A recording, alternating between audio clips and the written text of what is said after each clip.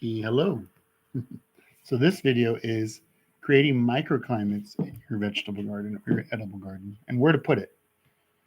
All right, first about where to put your edible garden. So if you're looking at your garden site, your project site, especially if you're in my permaculture class or in plant materials and usage, no matter where you are, vegetable gardens need lots of sun. And there are some exceptions, but they're pretty few. Almost all edible plants require a lot of sun to create that food. So put your garden in a very sunny place, the most sun as possible. You can always create shade, and we'll talk about that later, but you want it in the sunniest place possible that has the most light available, right? So there's a couple things you can do to make sure you do that. If you go out in your garden to the site on, let's say, the first day of winter, December 20th, and you go out in the middle of the day, sometime around December 20th that week, and you look at that site, if that site's in the sun, the full sun on that day, December 20th, you're in pretty good shape. Make sure there's no big trees that are deciduous trees around there that will shade that garden in the summer, giving an area winter sun, but no summer sun. Because remember, you want sun year round. You could also check in June 20th, the first day of summer. If you go around noon and you look at that site and that site's in the shade, that's not a good sign. That means that site's never going to be in the sun. So you want full sun. Accessibility, don't put your garden far away. Why would you put the garden? The vegetable garden requires a lot of input, a lot of work. It's the most demanding part of a landscape. So why would you put it far away? You want it closer to your house. Also, if you harvest stuff, you're going to eat it. So you're going to clean it and you want it closer than farther. So don't put it too far. Two, accessibility. It needs to be somewhere where you can build paths that are easy for you to move around, wheelbarrows, water hoses, whatever. So you need to have mobility in mind. Speaking of water hoses, three, it has to have water. The vegetable garden, no matter what, it needs the most water of any part of your yard. It doesn't matter if there's water restrictions, it's going to need water. Food requires lots of water, especially vegetables. So it needs to be an area where you can maximize that resource. And the last one is it needs to be in an area where it is got the optimum climate, not in the windiest spot, for example, on your property. If you have a windy property, find a sunny area where you can maybe put a fence around it to kind of give it a little microclimate to buff it. Wind's not good in vegetable gardens. So those are the main things. All right, for placing your garden. So let's talk about creating microclimates. Right? We're in the northern hemisphere. Anything that's tall casts a shadow towards the north, northeast, northwest, but towards the north. So we're going to use shadow a lot. Let's talk about creating cool microclimates. This is where the shadow comes in. Do a couple things. One, you could use deciduous trees or deciduous shrubs. Let's say you plant to the south of your vegetable garden. So your garden is north of this row of trees or shrubs. And let's say this tree or shrub row is deciduous. It has to be deciduous. It can't be evergreen. That's not good for the wintertime. But for the summertime, deciduous tree. So for a good example for hedges or trees would be fruit trees, things like apples, pears, peaches, nectarines, berry bushes. All of those plants, if you plant them 10, 15 feet, to the south of your vegetable garden, or even a little closer, are going to cast some shade in the summertime to the north to your vegetable garden. But in the wintertime, those fruit trees have no leaves, and then the sun can come in. And in places like the desert, a southerly or a southwesterly or westerly row of trees and shrubs provides a great wind break because that's the direction the wind comes in. And that helps to cool things off, make it less windy. The other thing you could do is if within your vegetable garden, let's say you plant a tomato plant or you plant a corn plant, something tall that loves the sun, it's going to make a shadow. So you can plant a plant that's little, that needs a little bit more moisture and protection to the north, right next to that plant that's protected by that plant.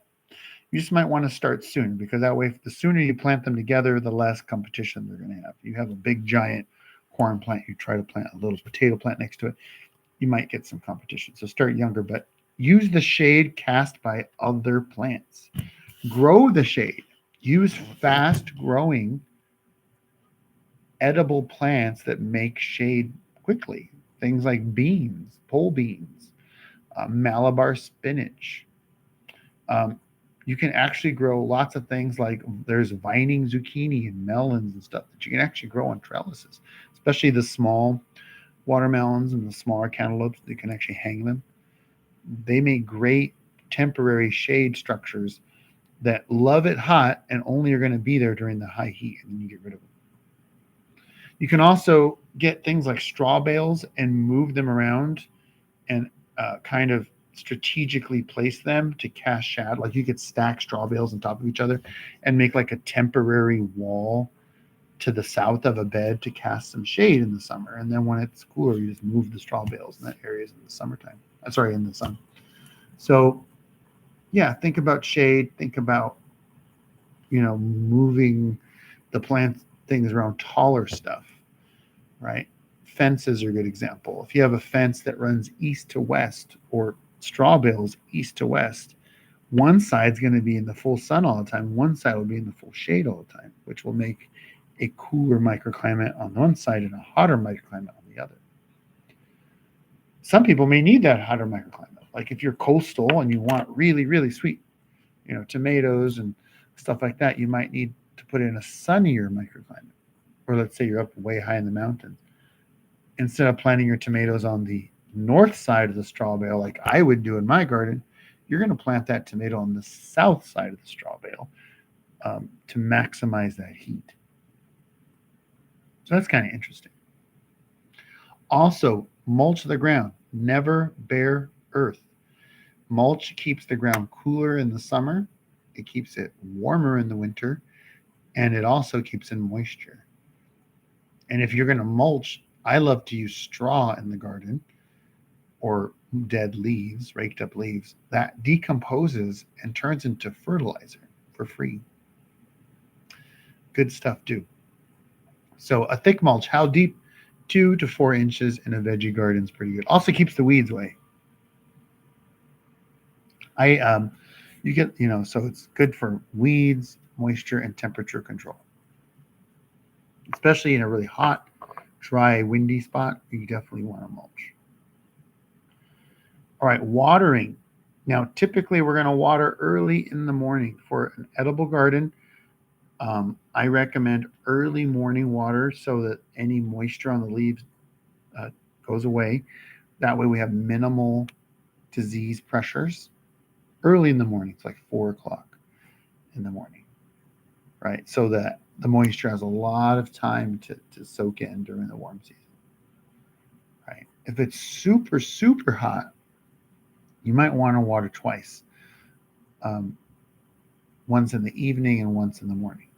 Make sure it's really wet at night. And then over the daytime, the plants use that water. Sometimes the plants wilt. It's just so hot. The plants are just wilting. There's no matter, even if the ground's wet, they're still going to be wilted. So don't freak out.